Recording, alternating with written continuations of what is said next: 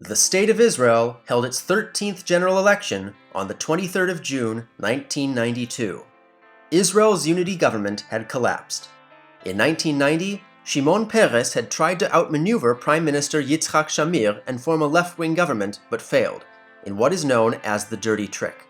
Peres resigned from the alignment leadership and was replaced by former Prime Minister Yitzhak Rabin, who formally united the alignment's various internal factions to form the Labor Party. Shamir managed to hold on to power, but his popularity plummeted during the Persian Gulf War.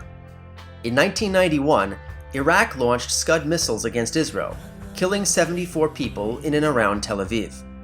This was the first aerial attack on Tel Aviv since the War of Independence, a clear case for war. However, Iraqi President Saddam Hussein had hoped that Israeli retaliation would get Arab members of the Gulf War coalition to defect to his side. And after receiving assurances from NATO, Shamir agreed not to retaliate. This created an image that Shamir and the right were soft on defense. Meanwhile, the First Intifada was raging on, with no end in sight. As the election came near, Rabin, who had first led Israel into the West Bank in the Six-Day War, ran a vigorous campaign to combat both the threat of terrorism and to negotiate a final status agreement between Israel and the PLO. This was very popular, and led Shamir to begin negotiations with the PLO in Madrid. But this only hurt his popularity with the ultranationalists, increasing the popularity of the pro-settler party Tzomet. In order to stabilize the next Knesset, the electoral threshold was raised to 1.5%, roughly equivalent to 2 seats.